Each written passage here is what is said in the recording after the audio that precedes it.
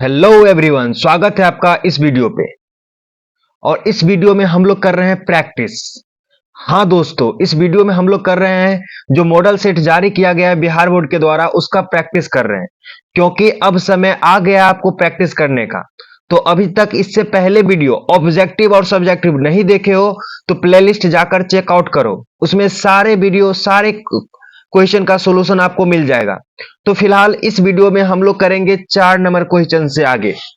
अभी तक इससे पीछे वाला क्वेश्चन हमने करवा दिया है, वो भी डिटेल्स में, क्योंकि आप अच्छे से प्रैक्टिस करोगे तभी अच्छा आपका नंबर आएगा। आप इतना दिन पढ़ाई कर लिए हो, अब बारी है आपको प्रैक्टिस करने का। तो आइए इस क्वेश्चन को करते हैं। ये बोल रखा है 4x² प्लस 5x प्लस 2 को x प्लस 3 से भाग दे। देखो, भाग देने के लिए आप ऐसे ही लिखोगे जैसे आप आंसर में लिखोगे। कैसे लिखोगे? लिखोगे आप सबसे पहले प्रश्नोत्तर। ठीक है, प्रश्नोत्तर। कौन सा प्रश्नोत्तर? किसका लिख रहे हैं? 4 का। ठीक है, अब हम x प्लस 3 से भाग देंगे तो x प्लस 3 लिख के हम जिसमें भाग दे रहे हैं उसको उतारेंगे। 4x² plus 5x plus 2। Okay, अब देखो यहां भाग देने का सिंपल तरीका है। क्या करेंगे ना, इसके प्रथम पद को 4x² में x से भाग दे देंगे ताकि हमें कितना से गुना करना पड़ेगा वो हमको पता चल जाएगा। आप या ऐसे ये भी कर सकते हैं कि इसमें कितना से गुना करें तो ये मिल जाएगा। तो आपको पता चल रहा है कि 4x से अगर गुना कर दें, 4x से इसमें गुना कर देंगे तो देखो ये 4x से दोनों में गुना होगा। तो चलो करके दिखाते हैं। 4x से इसमें गुना करोगे तो ये आ जाएगा 4x²। ठीक है, इससे इसमें गुना करोगे तो 4 तिया 12x। क्लियर है?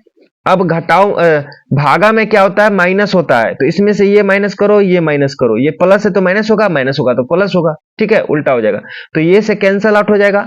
यहाँ 5x प्लस में है, ये -12 का x, तो ये घट कर आ जाएगा माइनस का 7x, और प्लस 2 पहले से तो 2 नीचे आ जाएगा। ठीक है, अब देखो फिर से इसमें इसको भाग दोगे तो यहां से आप इसमें कितना से गुना करोगे जो माइनस का 7x आ जाएगा।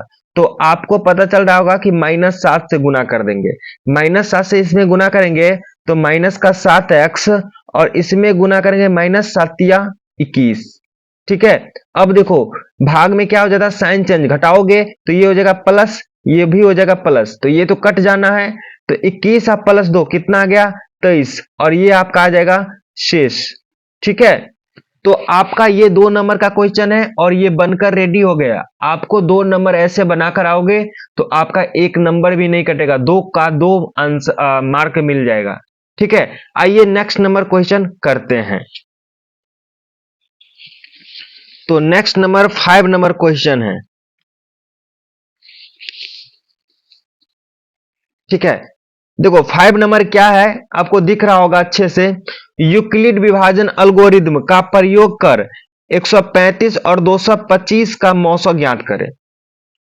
ठीक है, तो यूक्लिड विभाजन एल्गोरिदम क्या होता है अगर आप नहीं जानते हो तो मैं अच्छे से आपको एक्सप्लेन करके समझाता हूं। तो सबसे पहले आप जब भी क्वेश्चन को सॉल्व करने लगोगे तो सबसे पहले लिखोगे जो आपका चौथाई जो छोरा होता है, दोनों साइड स्पेस छोरा रहता है अब आजकल कॉपी में। अगर नहीं भी रहा होगा तो आप कर लोगे। तो हम सॉल्व करने वाले प्रश्नोत्तर 5 का सॉल्यूशन ऐसे करेंगे, लिखेंगे। अब यहां से नीचे देखो, अब यूक्लिड विभाजन एल्गोरिदम में क्या होता है कि जो सबसे बड़ा नंबर दिया रहता है उसको हम मान लेते हैं ए, तो ए इज इक्वल टू मानेंगे 225, और बी इज इक्वल टू उससे छोटा वाला 135। ठीक है, अब यहां बोल रहा है यूक्लिड विभाजन एल्गोरिदम का से इस दोनों का मौसम निकालो। ठीक है, तो a बराबर 225, b बराबर 135। अब यूक्लिड विभाजन एल्गोरिदम से लिखेंगे तो यूक्लिड, यहां देखो ऐसे लिखेंगे, यूक्लिड विभाजन एल्गोरिदम से, एल्गोरिदम से। ठीक है, तो एल्गोरिदम यूक्लिड विभाजन एल्गोरिदम क्या होता है? तो a इज इक्वल टू होता है बी क्यू प्लस आर, जहां जो r होता है ना 0 से बड़ा। देखो जो शेषफल जो होता है r जो होता है 0 से बड़ा और बराबर, और b से हमेशा क्या होता है? छोटा होता है। ये आपको शर्त लिख देना है। ठीक है, अब ये क्या होता है मैं बताता हूं आपको। अब ए के जगह पे क्या है, ये मतलब हम क्या रहे हैं कि मौसो निकाल रहे हैं भाग विधि द्वारा। आप इसको देखो, इसको क्वेश्चन पेपर में, आंसर पेपर में नहीं लिखना है। फिलहाल मैं आपको बता देता हूं, 135 से हम भाग दे रहे हैं किसको, तो 225 को भाग दे रहे हैं, ठीक है। तो एक मर्तबे लग जाएगा, क्योंकि दो मर्तबे दोगे तो 270 हो जाएगा, तो एक ही बार में लगेगा, ठीक है। 135 अब माइनस करोगे तो ये हो जाएगा 0, ये हो जाएगा 9, 90 आ जाएगा, ठीक है। तो इसी बात को हम यहां लिख देंगे, मतलब ए के जगह पे 225 लिखेंगे, बराबर बी के जगह पे 135 लिखेंगे, क्योंकि आपको मैं लिखकर भी दिखाया हूं, ठीक है।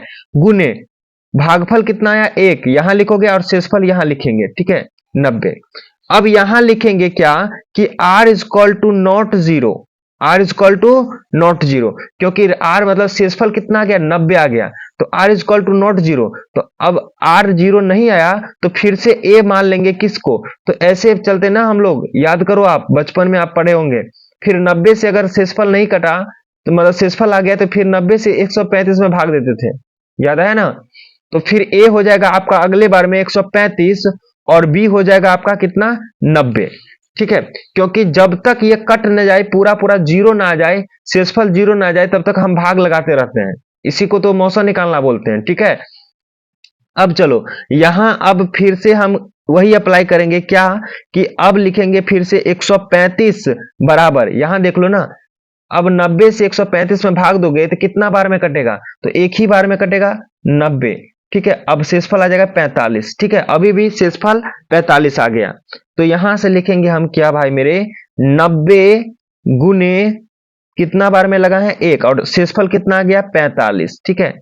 अब फिर से लिखेंगे r is equal to not zero, r is equal to not zero, तो a इज इक्वल टू अब नेक्स्ट बार 90 हो जाएगा और b इज इक्वल टू 45 हो जाएगा। ये क्या हो गया कि अब नहीं कटा, तो फिर से 45 से किस में भाग देंगे, 90 में देते थे ना, तो 45 दूना 90, ये कट गया। अब जैसे ही कट गया तो इसको फिर लिखेंगे क्या, कि 90 को अब लगा रहे हैं 45 से भाग, तो दो बार में, और शेषफल क्या गया है, जीरो, क्या गया शेषफल, जीरो। तब यहां लिखते हैं चूंकि r is equal to zero, इसीलिए इसीलिए एचसीएफ मतलब सीधे हिंदी में लिखना चाहे तो मौसौ किसका, तो मौसौ 225 कौमा 135 का कितना से कट गया है, टोटल 35 से लास्ट कट गया है। देखो जब लास्ट में जिससे कटता है उसी को हम क्या बोलते हैं, मौसौ। तो कितना आ गया, मौसौ, यही आपका आंसर हो गया, ठीक है। आई होप आपको क्लियर समझ में आ गया होगा, ठीक है। आइए नेक्स्ट नंबर क्वेश्चन करते हैं, 6 नंबर क्वेश्चन करते हैं। देखिए 6 नंबर क्वेश्चन क्या है, द्विघात समीकरण इतना के विवेचक ज्ञात करें एवं मूल्यों की प्रकृति बताएं। तो आपको मैं बता दूं, मूल कैसा होगा, मूल का प्रकृति कैसा होगा, कौन डिसाइड करता है, तो विवेचक डिसाइड करता है, डिस्क्रिमिनेंट डी जिसे हम बोलते हैं। तो आइए सबसे पहले हम इसको अच्छे से लिख देते हैं। 6 नंबर क्वेश्चन कैसे लिखेंगे, तो आपको मैं लिखने का भी तरीका बहुत अच्छे से बताता हूं, क्योंकि जैसे आप अच्छे से प्रैक्टिस करोगे वैसे ही आपका अच्छा से अच्छा नंबर आएगा, ठीक है। तो प्रैक्टिस करने का बहुत बढ़िया चैनल है, आपको मैं करवा भी रहा हूं। तो आप अगर चैनल पे नए हैं तो चैनल को सब्सक्राइब जरूर करेंगे, अगर वीडियो आप पहली बार देख रहे हैं तो लाइक भी करेंगे, ओके। अब आइए 6 नंबर क्वेश्चन क्या बोल रहा है, ये समीकरण दिया हुआ है द्विघात समीकरण, तो हम लिखेंगे दिए गए द्विघात समीकरण, ठीक है। दिए गए द्विघात समीकरण कौन सा दिया गया है, क्या दिया गया है, ठीक है, आप अपने भाषा में लिख सकते हैं। तो दे रखा है 3y² minus 2y plus 1y 3 is equal to 0। अब यहां से भूल जाओ क्वेश्चन को, अब बोल क्या रहा है, अब सीधा सीधी बोल रहा है कि भाई हमें विवेचक निकालो, ठीक है। अब विवेचक कैसे निकालते हैं, तो आप हमें यह बता दो ए क्या होगा, तो ए होता है एक्स स्क्वायर का गुणांक या वाई स्क्वायर का गुणांक 3 है। बी क्या होता है, तो बी होता है वाई का गुणांक, तो -2 है। सी क्या होता है, सी होता है अचर पद जो कि 1/3 है। अब डी क्या होता है, जिसे बोलते हैं विवेचक, विवेचक विवेचक को ही हम डी बोलते हैं, जो होता है बी स्क्वायर माइनस 4ac, ठीक है। अब यहां से निकालो बी स्क्वायर के जगह पे आपका -2 तो -2 का स्क्वायर, -4 ए के जगह पे आपका 3 और सी के जगह पे 1/3।